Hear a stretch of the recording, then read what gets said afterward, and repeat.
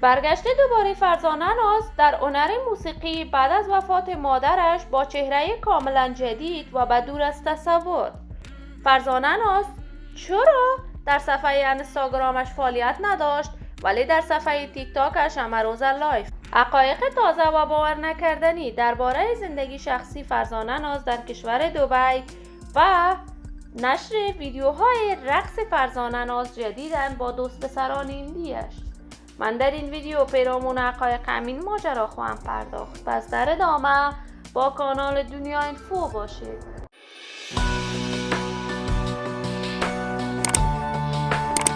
سلام، شما را خوش آمدید میگم به یکی دیگر از ویدیوهای جذاب کانال دنیا اینفو. برای حمایت از من علامت سابسکرایب را فشار دهید تا ویدیوهای کانال دنیا اینفو را از دست ندهید.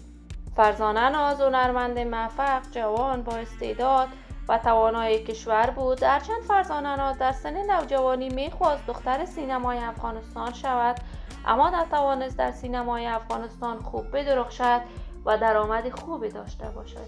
و همین دلیل فرزانه ناز آهنگ‌های اجرا کرد که مورد حمایت و تشویق افغان‌ها قرار گرفت و فرزانه ناز به اوج شهرت هنری رسید. دیر نگذشت فرزانه ناز برای همیشه از هنر موسیقی دوری گزید و در کشور دبی و هندوستان اقامت گزید و در آنجا میخواست در سینمای هندوستان راه پیدا کند، اما با تلاش‌های فراوان و کاملا تغییر شکل و شمایلش مانند هندی ها نتوانست موفق بگردد.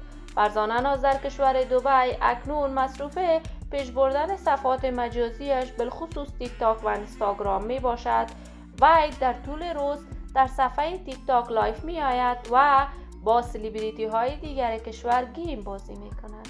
فرزانه ناز چند قبل مادرش را در کشور ایران از دست داد. این همه در حالی بود که فرزانه ناز همیشه ابراز نظر می کرد که مادرم من را عاق کرده است و دیگر من دختر آن مادر نیستم، ولی متن‌های سوگامیز در صفحه اینستاگرامش نشر می کرد، اما در صفحه تیک تاکش همه روز لایف می آمد. جدیداً دوباره فرزانه ناز فعالیت‌هایش را در صفحه اینستاگرامش آغاز کرده است و بیان کرده به همین زودی ها آهنگ جدیدی و زبان اردو برای علاقمندانم اجرا خواهم کرد.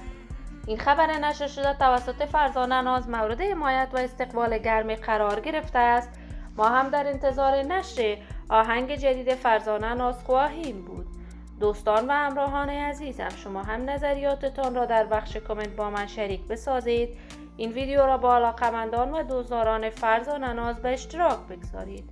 اگر تا هنوز دوست کانال دنیا اینفو نشدید، پس برای حمایت از من علامت سابسکرایب را فشار دهید. ویدیوهای من را لایک نموده و با دوستانتان به اشتراک بگذارید. تا درودی دیگر، بدرود.